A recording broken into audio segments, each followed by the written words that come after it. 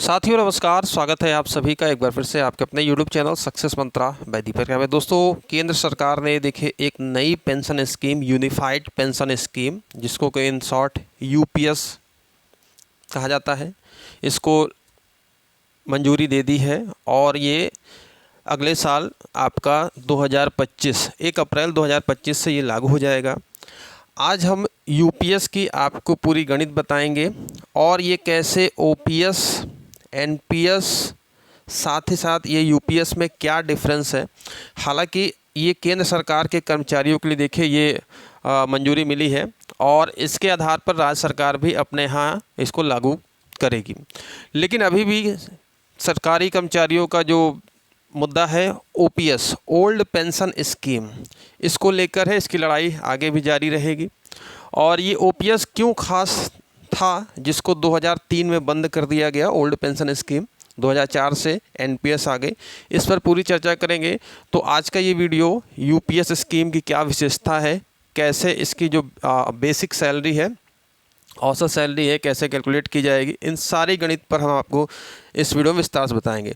तो चलिए सबसे पहले तो देखिए, इसको हिंदी में एकीकृत पेंशन योजना कहा जाता है। ठीक है, पुरानी पेंशन योजना OPS, new pension scheme NPS, ठीक है, नई पेंशन योजना, और अब आपकी आ गई है यूनिफाइड पेंशन स्कीम यानी कि एकीकृत पेंशन योजना। इसमें खास बात देखिए क्या है कि जो भी कर्मचारी रिटायर होगा अपनी जो भी 25 साल की सर्विस पर, तो उसका जो औसत मूल वेतन है उसका 50% निश्चित उसको राशि मिलेगी पेंशन के तौर पर, और जब तक वह जीवित रहेगा उसे पेंशन मिलेगा।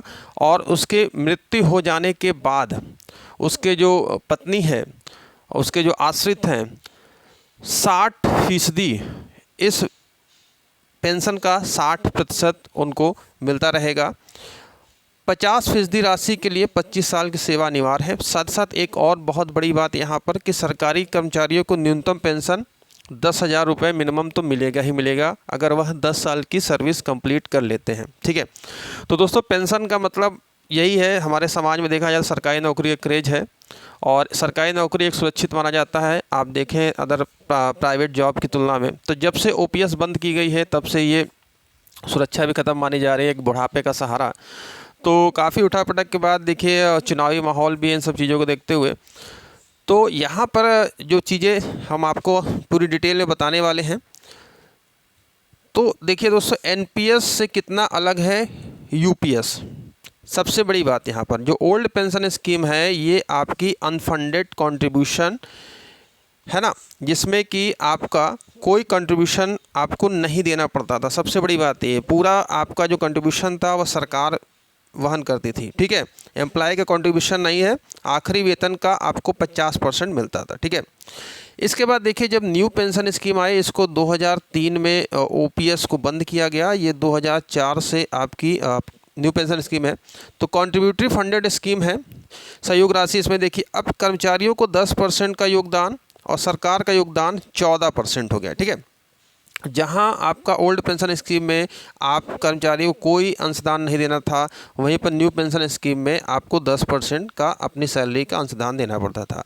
अब यूनिफाइड पेंशन स्कीम में क्या हो रहा है, कॉन्ट्रीब्यूटेड फंडेड स्कीम ये भी है, जिससे कर्मचारियों का 10% योगदान, जो आपका योगदान है वह तो बना रहेगा, एज इट इज़ बना रहेगा, लेकिन यहाँ पर सरकार का जो योगदान है वह 14% से बढ़ाकर सरकार ने 18.5% का आपका योगदान इसमें सरकार ने अपना कर दिया है। तो 4.5% के सरकार का योगदान का बढ़ोतरी है। और फिक्स पेंशन के श्योरिटी, ओपीएस और एनपीएस दोनों के लाभ शामिल इसमें रहेंगे, और योजना में आपका जो महंगाई इंडेक्सेशन है उसका भी लाभ मिलेगा। अब सबसे बड़ी सवाल ये है कि जो एनपीएस के तहत जो कर्मचारी रिटायर हो गए हैं, क्या उन्हें इसका लाभ मिलेगा? जी हाँ, बिल्कुल लाभ मिलेगा, आपको यूपीएस का भी लाभ मिलेगा। और आप न्यू पेंशन स्कीम, एनपीएस और यूपीएस में कोई भी आप विकल्प ले सकते हैं, इसका भी आपको यहाँ पर अधिकार दिया गया है। अब दोस्तों बात करते हैं यूपीएस की खास बातें। जैसा कि हमने आपको बता दिया, एक निश्चित पेंशन की गारंटी यहाँ पर। ठीक है, क्योंकि देखिए बुढ़ापे में सबसे बड़ा सहारा आज के समाज में अगर आप देखें तो जब माता पिता वृद्ध हो जाते हैं तो बच्चे केयर करना छोड़ देते हैं, उनकी शादी हो जाती है, उनकी फैमिली हो जाती है, तो एक सहारे के तौर पर उसी की लड़ाई कर्मचारी संगठन यहाँ पर लड़ रहा है। तो रिटायरमेंट के बाद फिक्स पेंशन मिलेगी। यह रिटायरमेंट के ठीक पहले के 12 महीनों के औसत मूल वेतन का 50% होगा। अब जैसे मान लीजिए कि कोई कर्मचारी 59 साल सर्विस कर चुका है, 60 साल में उसका रिटायरमेंट है, तो जो पिछले 1 साल का जो उसका औसत मूल वेतन होगा, ठीक है, उसका जो कैलकुलेशन कैसे किया जाएगा ये आगे मैं बताऊंगा। 50% आपको क्या मिलेगी, पेंशन मिलेगी। और ये 50% वाली जो पेंशन है इसका फ़ायदा उसी को मिलेगा जिसने कम से कम 25 साल की नौकरी की हो, ठीक है, आपकी नौकरी 25 साल मिनिमम हुई हो। अब यहाँ पर देखिए मूल वेतन क्या होता है। हालांकि आप जो सरकारी कर्मचारी है, आपका जो सैलरी स्लिप मिलती है, सब कुछ आपको पता है। कि जो छात्र तैयारी कर रहे हैं, सेंट्रल गवर्नमेंट की तैयारी कर रहे हैं, स्टेट गवर्नमेंट की तैयारी कर रहे हैं आपके नौकरियों की, तो न्यूनतम वेतन देखिए क्या होता है, मूल वेतन आपका। इसमें देखिए मूल वेतन में अन्य जो होता है डीए, जैसे महंगाई भत्ता, एचआरए हो गया, ओवर टाइम बोनस आदि जैसे जो भी भत्ते होते हैं, तो मूल वेतन क्या होता है, जो आपकी ग्रॉस सैलरी होती है, जो सकल आपकी जो वेतन होता है, ग्रॉस सैलरी होता है, उसमें से आपका डीए, एचआरए, वाहन, चिकित्सा बीमा, अन्य जो भी है, इसको घटाकर आपका मूल वेतन तय होता है। और जो आपका वार्षिक मूल वेतन होगा वह आपका जो महीने का मासिक मूल वेतन है, और उसका आप क्या कर दोगे, 12 से मल्टीप्लाई कर दोगे, तो आपका क्या होगा, सालाना मूल वेतन मिलेगा। और इस सालाना मूल वेतन का जो आप औसत निकालोगे उसको भी आप क्या करोगे, 12 से डिवाइड करके उसका 50% निकल के आएगा, ठीक है। तो मूल वेतन का कॉन्सेप्ट आप समझ गए, मूल वेतन क्या होता है। अब यहाँ पर देखिए, जैसे कि एक एग्जांपल के तौर पर एक मैंने यहाँ पर पीपीटी में आपको दिखाया है। जैसे कि अगर आपकी सैलरी पे स्केल है 9300 से 34,800 और ग्रेड पे आपका 4200 है, तो ये छठा वेतन आयोग था। अभी 7वें वेतन आयोग की बात कर रहे हैं। छठे वेतन आयोग में मूल वेतन 13,500 था, और 7वां वेतन आयोग लगते लगते यहाँ पे देखिए 35,400 यहाँ पर आपका क्या हो गया, मूल वेतन हो गया। इसी को मूल वेतन कहा जाता है। इसके अलावा जो डीए होता है, एचआरए, ट्रांसपोर्ट अलाउंस और ये सब कुछ मिलाकर आपका, तो जितने ये चीज़ें हैं ये आपका कटौतियाँ जो भी सारी चीज़ें ये माइनस हो जाएगा। यानी कि जो आपका मूल वेतन है ये 35,400 है, ठीक है। इसी मूल वेतन पर अब मान लीजिए कि आप अपने साल भर की आपकी नौकरी बची है पिछले 12 महीनों में, अगर इसमें बढ़ोतरी होती है तो उसको भी आप सम करके और उसका एक एवरेज निकाला जाता है। या सपोज दैट मान लीजिए 35,400 ही आपका क्या है, मूल वेतन है, पिछले 12 महीने में आपका है। और जब आप 35,400 का जब यहाँ पर 12 महीने का वार्षिक मूल वेतन निकालेंगे तो आपका 35,400 गुणे अगर आप 12 करोगे तो 4,24,800, ठीक है, 4,24,800 रुपये होगा। और 4,24,800 रुपये है, तो जब ये आपका फिक्स इतना ही है, इसमें कोई बढ़ोतरी नहीं हुई है, तो इसी को आप क्या कहोगे, औसत मानोगे 35,400, ठीक है। तो 35,400 का 50%, तो अगर आप 35,400 का 50% यहाँ पर निकालेंगे तो 17,700 रुपये आपका क्या बनेगा, ये पेंशन होगा। तो इस तरीके से आपका कैलकुलेशन होगा। अब मैंने एक फ़िक्स अमाउंट पर लिया है, मान लीजिए 35,400, आपको 4 महीने 35,400 मिला, उसके बाद फिर आपको 5 महीने 40,000 मिल गया, ठीक है। फिर आपको 2-3 महीने जो बचे हैं आपके, उसमें आपको 45,000 मिल गया। तो पूरा कैलकुलेशन करके उसका एवरेज निकाल के जो उसका आएगा उसमें से आप उसका एवरेज निकाल के उसका मूल वेतन आपका वार्षिक आ जाएगा, और उसका औसत का 50% यहाँ पर मिलेगा। आई होप कि आप कैलकुलेशन यहाँ पर समझ गए होंगे। तो मूल वेतन यही होता है, ये सब इसमें माइनस हो जाते हैं, ठीक है। और 10 साल की अगर आप सर्विस कर लेते हैं तो मिनिमम आपको 10,000 पेंशन मिलेगी ही मिलेगी। और ये जो 50% वाला फंडा है, ये फंडा किन के लिए है, ये फंडा है आपकी जो 25 साल की नौकरी जिनकी कंप्लीट हो जाएगी, ठीक है। तो अब यहाँ पर देखिए, इसमें खास बात है निश्चित न्यूनतम पेंशन। यूपीएस के तहत अगर कोई कर्मचारी कम से कम 10 साल की सेवा के बाद में रिटायर होता है तो उसे न्यूनतम 10,000 रुपये हर महीने।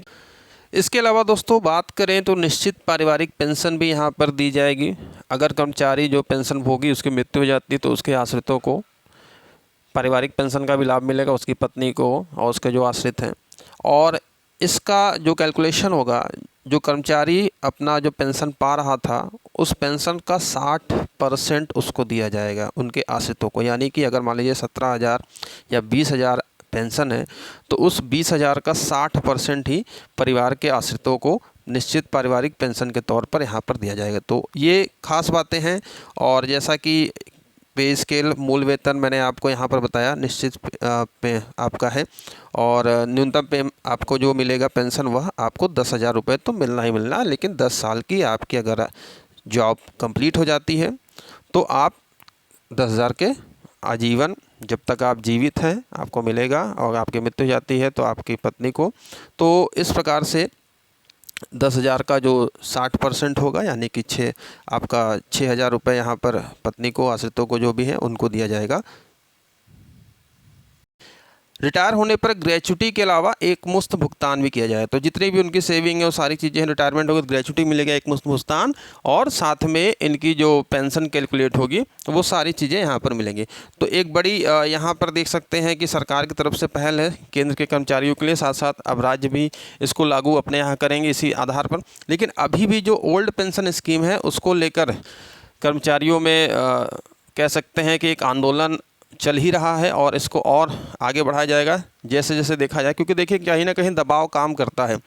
अगर इतना बड़ा भारी दबाव प्रेशर ना होता कर्मचारी संगठनों का, आगे आने वाले चुनाव हैं, अभी आपने देखा कि लोकसभा चुनाव में कैसे सरकार की सीटें कम हुई है, यूपी में भी, साथ साथ अन्य 400 पार का नारा था और 400 पार में वो सिमट गए। तो इन सब चीज़ों को देखते हुए कहीं ना कहीं सरकार झुकी और इसको लागू किया, और आने वाले समय में हो सकता है जैसे कि राजस्थान में ओपीएस लागू कर दिया गया है, सिचुएशन देखते हुए सरकार लागू भी कर सकती है, लेकिन नए नए चीज़ें हैं। तो फिलहाल जो अभी इम्प्लीमेंट में है मैं वो आपको यहाँ पर बता रहा हूँ। तो इस तरीके से ये पूरी गणित है यूपीएस की। आई होप आपको वीडियो पसंद आई होगी। वीडियो पसंद आई तो लाइक करिए, शेयर करिए। आपके कोई सुझाव हो, कोई विचार हो, कोई प्रश्न हो तो नीचे कमेंट बॉक्स में कमेंट करिएगा। तो अभी के लिए मिलते हैं, अभी के लिए इतना ही, मिलते हैं नेक्स्ट वीडियो में। Thank you very much. Video को लाइक शेयर करना मत भूलिएगा, और चैनल पर नए हैं तो चैनल को सब्सक्राइब करके बेल आइकन जरूर प्रेस कर लीजिएगा, और ऑल नोटिफिकेशन दबा लीजिए, इससे हर आने वाले वीडियो की नोटिफिकेशन आपको टाइमली मिलती रहे। Thank you very much.